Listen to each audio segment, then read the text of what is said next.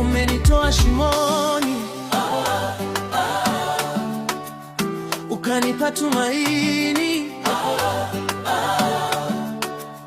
Milele nitakusifu,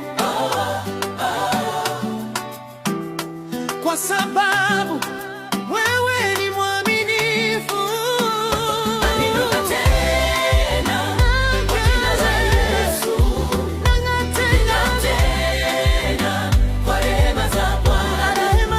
Nilidhulumiwa, ulikuwa upande wangu.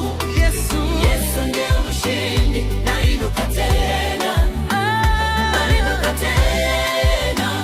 kwa jina la Yesu, tena kwa rehema za Bwana.